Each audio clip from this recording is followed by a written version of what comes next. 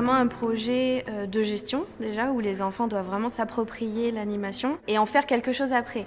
Et pas juste prendre l'animation, en parler un petit peu en classe avec l'enseignant sur le moment, et ensuite passer à autre chose. Là, c'est vraiment sur l'année. Et ce qui est très intéressant aussi, ce qui me plaît beaucoup, c'est que les enfants de l'année passent le flambeau à ceux de l'année d'après. C'est quelque chose d'incontournable en fait d'étudier la biodiversité d'une aire marine éducative, surtout quand voilà, on a un estran rocheux qui est peuplé de milliers d'espèces. Tout au long de l'année, ils font des inventaires alors, de façon scientifique, avec des échantillonnages. On explique pourquoi on ne peut pas tout compter, on ne va pas compter toutes les huîtres de l'estran. On essaye de le faire à la même période chaque année. Et là, l'année prochaine, il y a un scientifique de la faculté de sciences de l'université qui va pouvoir venir leur expliquer aussi sur un temps beaucoup plus long. Voilà, ils ont émis cette question aussi, de savoir, ok, nous on l'observe, mais on aimerait savoir, il y a 50 ans, comment c'était en fait.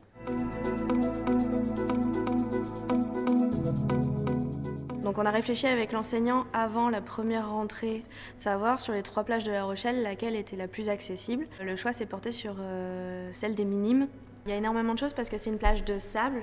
Et en fait, il y a un estran rocheux, une falaise, il y a beaucoup d'activités humaines, touristiques, mais aussi tout au long de l'année. Dès la 2e fois où on se voit, ils prennent à bras-le-corps la gestion de leur aire marine éducative. Ils ont déjà très envie de la connaître, d'être acteurs de ce projet. Les enfants émettent des envies. Les enfants sont beaucoup partis sur la pollution. Déchets sur la plage, les mégots, etc. Ils se sont dit, il y a beaucoup de grands coups de vent, de tempêtes en hiver. On aimerait, après un grand coup de vent, aller le lendemain sur la plage pour voir ce qui s'est passé et aussi pour pouvoir ramasser ce que la mer aura ramené, observer peut-être d'où ça vient, qu'est-ce qu'on y voit, qu'est-ce qu'on fait. Donc ça a été une demande qu'ils ont émise et puis qu'ils ont fait avec l'enseignant. Ils ont été ramasser les déchets juste après une tempête. Les enfants de l'aire marine éducative, en fait, ont décidé de proposer à la mairie de mettre des panneaux sur la plage, en haute plage, pour essayer d'expliquer qu'on ne peut pas jeter n'importe quoi, qu'il y a un temps de dégradabilité des déchets dans la nature qui peut être plus ou moins long.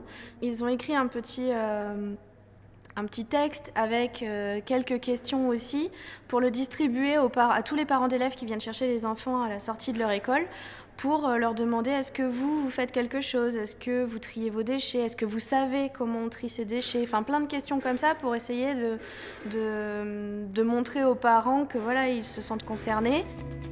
En France, sur l'année scolaire 2018-2019, 86 classes de cycle 3, CM1, CM2 et 6e, ont participé au programme des aires marines éducatives. Sur cette même année scolaire, 6 aires marines éducatives ont été accompagnées en Vendée, en Charente-Maritime et en Gironde par le parc naturel marin de l'estuaire de la Gironde et de la mer des Pertuis.